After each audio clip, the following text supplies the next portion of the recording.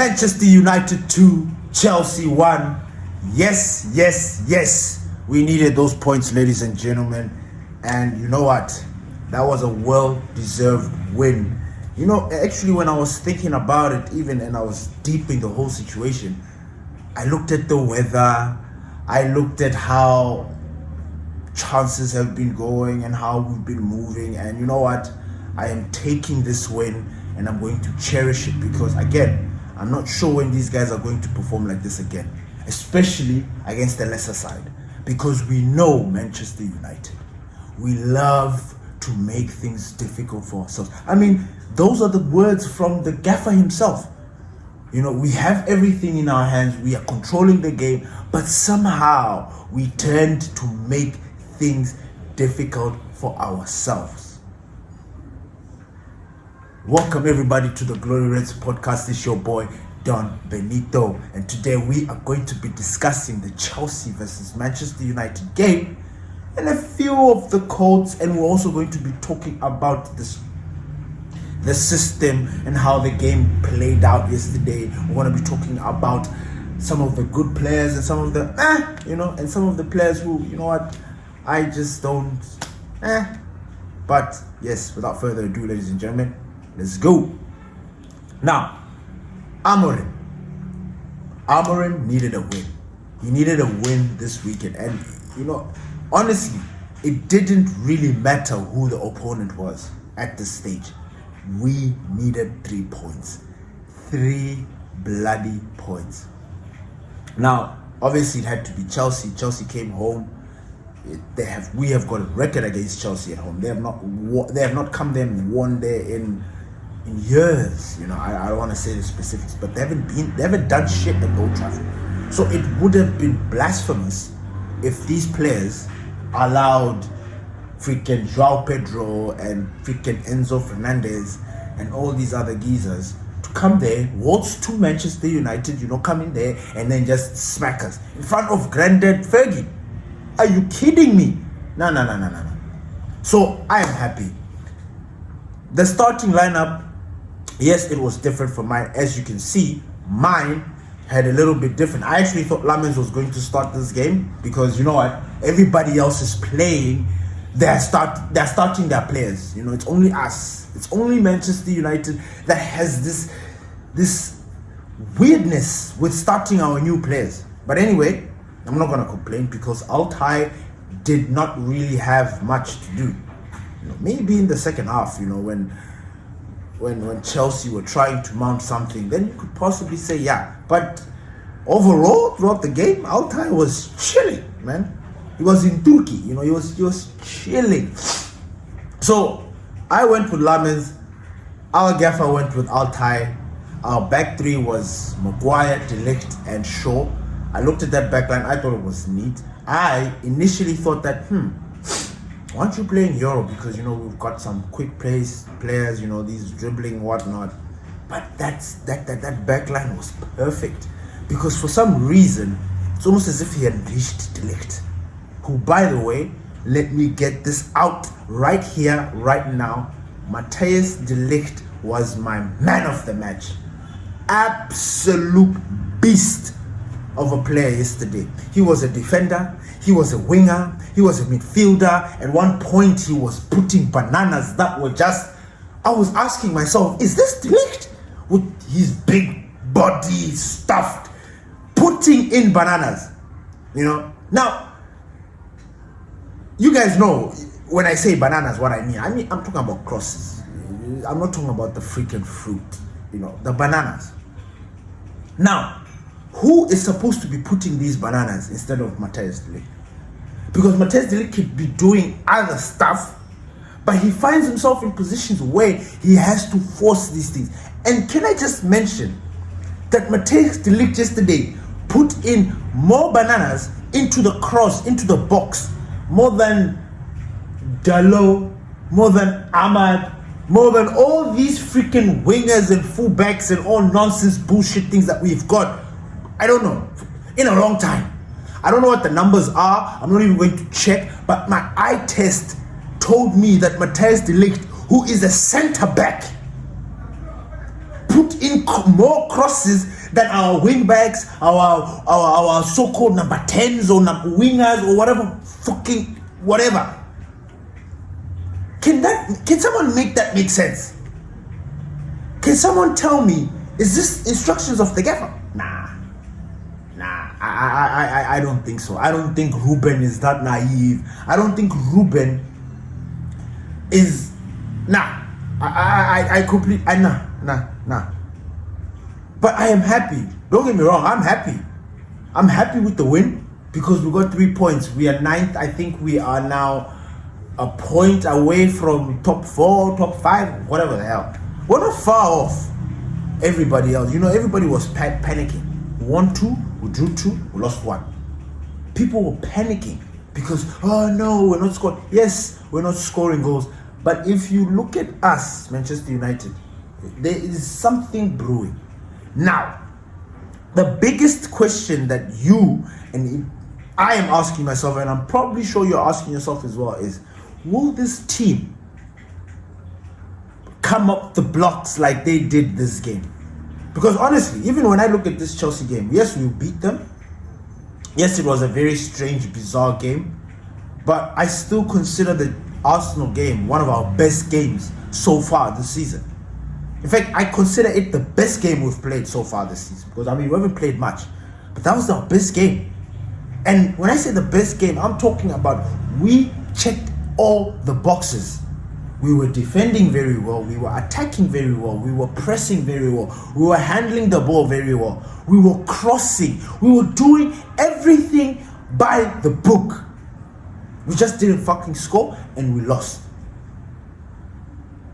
Then I look at all these other games that we've played as far, after that Arsenal game.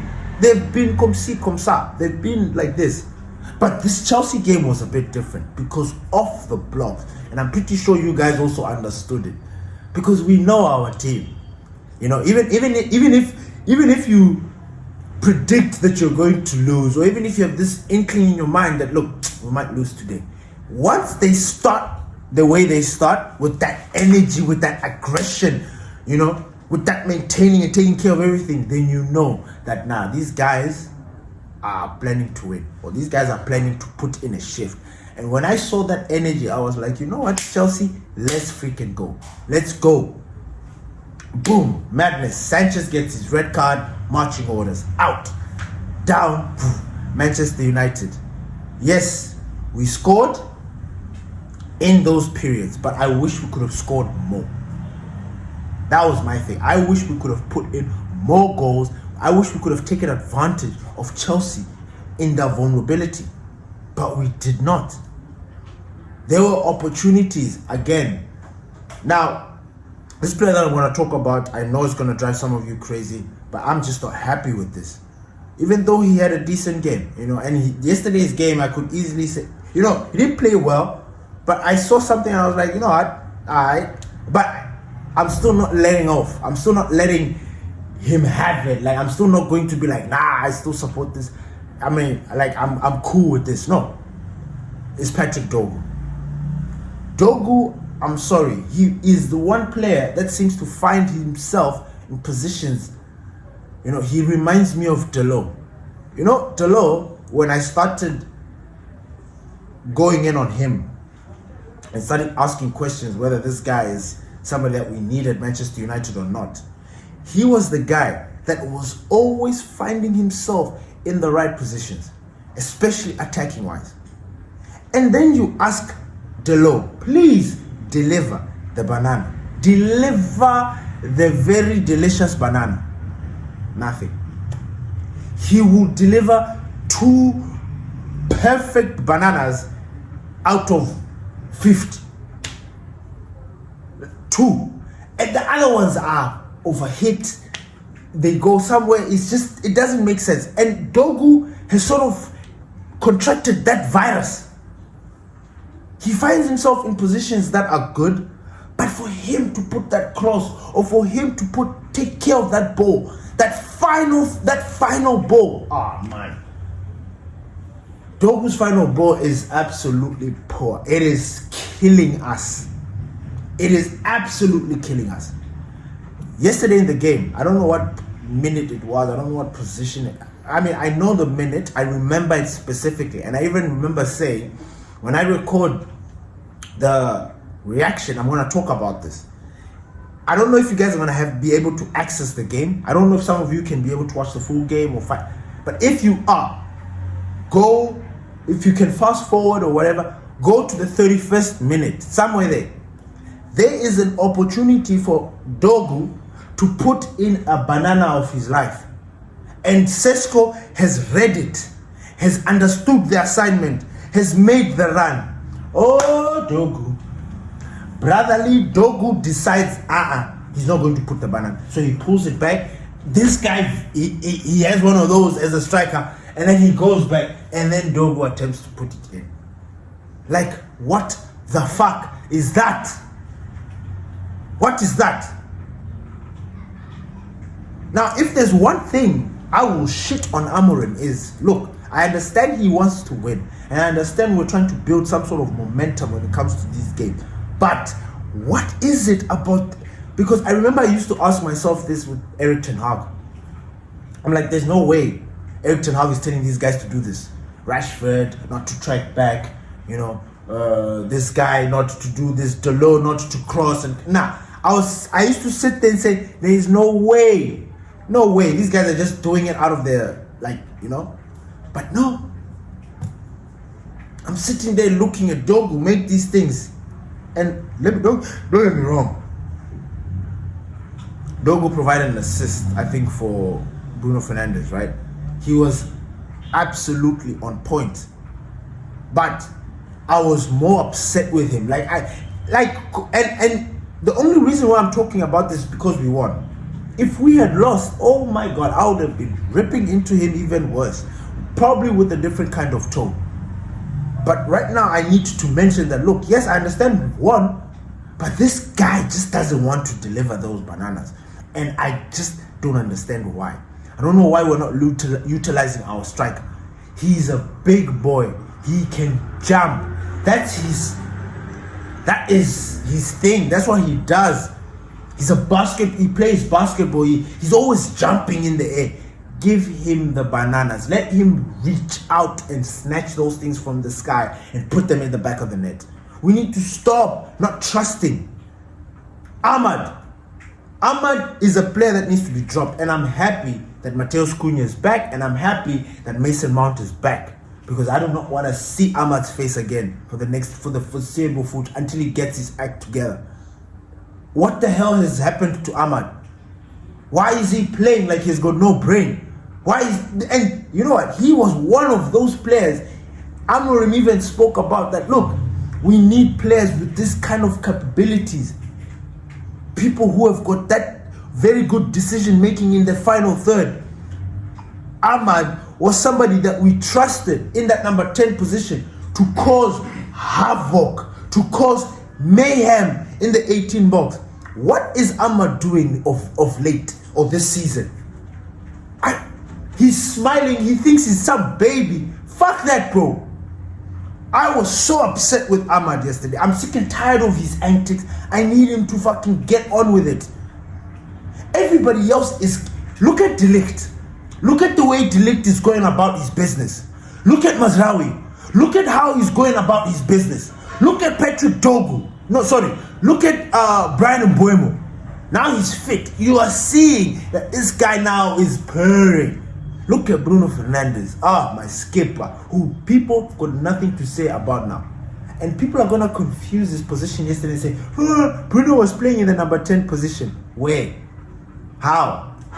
If Ahmad and Mbeumo were the ones who were playing in the 10 positions. How? I'm waiting to see how. People are saying Bruno was playing number 10. How? It is that thing I was trying to explain to you guys that, look, Frank Lampard was an 8. Super Frank was a number 8. But he was a number 8 that could score goals. A number 8 that finds himself in the box. Gundo is like that.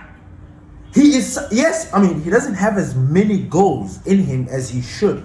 But oh my God, can he sniff a goal out? Gundo he has that thing.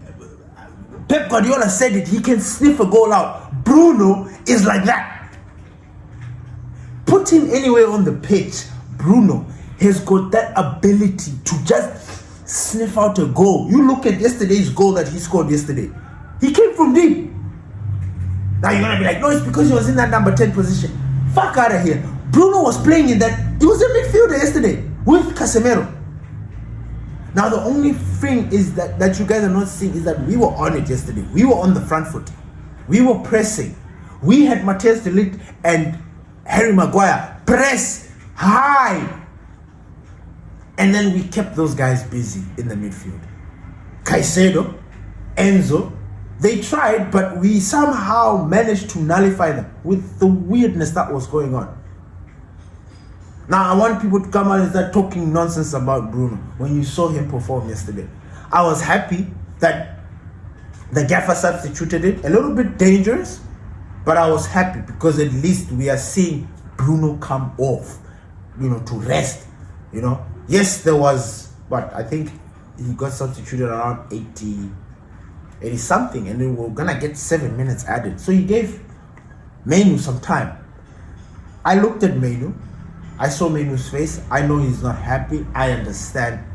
But quite frankly, look, if Kobe Menu is upset and really, really wants to go, I am comfortable with letting him go. I am. And I'm saying this because I don't understand, just like him using that whiplash picture. Look, bro, the system that we need is tasking. If you refuse to get up to speed with it, my friend, you will always come back. You will always come as a substitute. You will always come off the bench. He will. Now, the good thing is that Menu is taking it and he's coming, and I truly believe that there is something there. Like, I'm not giving up on Menu. I'm not. And I need you guys to understand. I'm not giving up on Menu, but I just need his attitude to change. You understand? I don't want him to look like he's moping and sulking. And I know some of you be like, look, we get it. He should be because he wants to play. But it backfires when you're a child. I grew up in a time where hierarchy beats everything. You're a child. You have to wait for your time. You can't cry. You can't sulk. You can't throw a fit. You can't get your panties in a twist. You can't. You just need to take it. Now, I don't know. I could be wrong. But I see the body language of players. I see your face when you come on. Yes, he's not happy. But are you not happy to the point where it's affecting your game? Because those things can happen. And I don't want that for Kobe Menu. I don't. Because I personally think that he is the number 10 that everybody else is talking about. Not this Bruno thing. No. I think it's the complete switch. I think Kobe Menu is perfect in that number 10 position. Because defensively, to retract, like to get back, he doesn't have those legs. I don't know, he's heavy. It is what it is. Pirlo was not fast. Paul Scholes was not fast. Martin Odegaard is not fast. Bruno Fernandes is not particularly quick.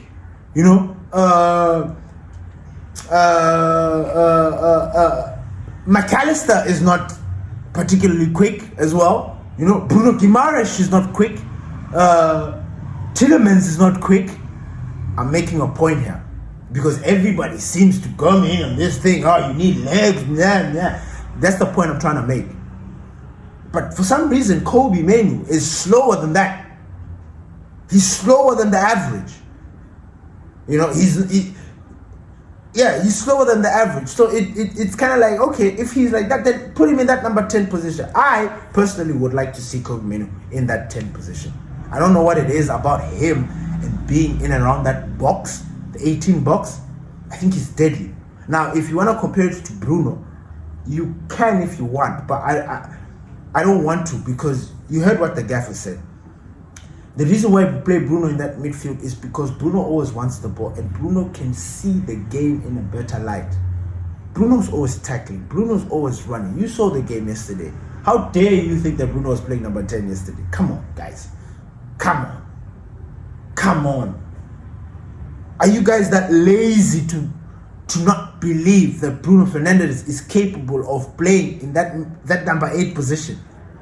No, he's a number 10. He's a number 10. And when he doesn't play number 10, and if Manchester United doesn't think, it's the gaffer's fault, it's a problem. No. You guys just don't want to accept that Bruno Fernandes is an 8. So like I was saying about Super Frank Lampard, Gundo, all these midfielders I was giving examples of, they have the scent to score goals. Like they've got that, they sniff out goals, but they are midfielders, and that is what Bruno Fernandes is. And unfortunately for us, we have got a Super Saiyan midfielder. Bruno is wild, man. Bruno's a maverick. Bruno's is bellissimo. Bruno Fernandes, Bruno Fernandes. Man, sometimes I get mad at myself when I'm upset with him when he doesn't do what we know that he's capable of. I get upset with him. I'm like, Bruno, why? But yesterday's game, I was completely happy. People are they're confused with the substitutions. I thought the subs were right. But I must say, Ahmad, like I said, let me go back to Ahmad. I was upset with Ahmad. I'm not vibing with Ahmad of late.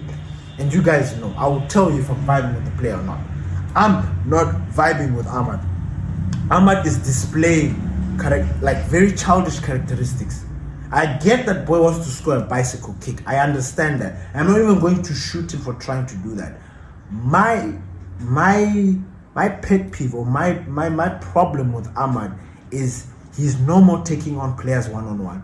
He has developed this tendency of holding onto the ball for too long and having this blasé, lethargic, like I'm too good, like nobody will get the ball away from me. And then they take the ball, they kick him or something like that. There's something off. He's too relaxed. I don't know if that's because he thinks he's got his guaranteed position in the starting lineup. I don't know what it is. But I don't like the attitude or the vibe that he's taking up right now. I need the Ahmad that was hardworking. Just do the job. Forget trying to be stylish. Forget trying to be neat. Whatever. We need goals. And again, the gaffer mentioned Ahmad again. He never mentioned Ahmad. He used an example of the chances that we always, the chance that we don't take, yet people are wondering why we don't score. In the previous game, I think it was against, was it Man City or Fulham? I forgot. Ahmad was in a position where he could have scored a goal. All of a sudden, his left foot is not crisp as it should be. His moves are not as, I don't know. Am I seeing this by myself? Please leave a comment. I do not want to think I am by myself on this again, because I really have got a big problem with Ahmad. And I would like to see him bench. That's why I'm happy that Cunha is back, and I'm happy that Mount is back, because then there are more players to come in before him. You know what I'm saying? I'm happy that Mazraoui is now there. I'm happy because now there's no wing back. If Mazraoui is to be substituted in the 71, that's the time that Ahmad will play, because he needs 15 minutes to be a fool.